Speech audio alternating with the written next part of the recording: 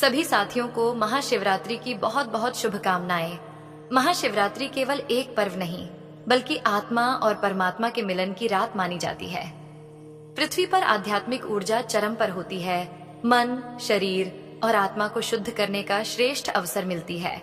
शास्त्रों में कहा गया है कि इस रात्रि की गई पूजा हजारों जन्मों के पापों को शांत कर देती है।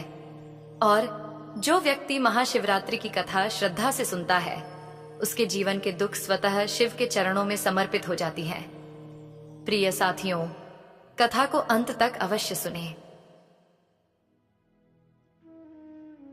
ये कथा है उस समय की जब धरती पर धर्म की ज्योत कभी मध्यम होती तो कभी प्रखर, जब मानव का हृदय पीड़ा से भर जाता और उसे कहीं कोई सहारा न मिलता। ये गाथा है एक ऐसे ही भक्त की जिसकी भक्ति को संसार ने ठोकर मारी, पर महादेव ने अपने हृदय से लगाया। हाय रे दुर्भाग्य! वो जिस दिन की प्रतीक्षा में सारा संसार हर्षोल्लास से डूबा था। मंदिरों में घंटों का निनाद गूंज रहा था। धूप दीप और नैवेद्य की सुगंध से वातावरण पवित्र हो उठा था। उसी दिन दीन बंधु नामक एक प्राणी अपने जीवन के सबसे गहरे अंधकार में डूबा था।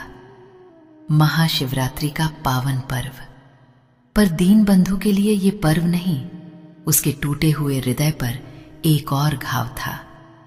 वो दीन था, अनाथ था और था अत्यंत गरीब। उसके पास न फूल थे, न दूध, न बेलपत्र, न कोई धतूरा।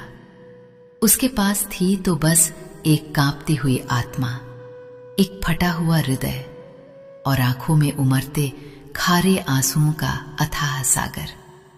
उसका नाम दीन बंधु था, पर उसका न कोई बंधु था, न कोई सहारा।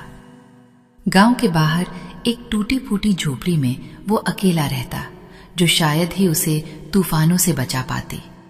भूख उसकी नित्य सहचरी थी और अपमान उसके जीवन का दूसरा नाम। गांव में जब भी कोई पर्व आता, लोग उसे और धिक्कारते। अरे, ये अपशकुनी कहां से आ गया? कोई चिल्लाता।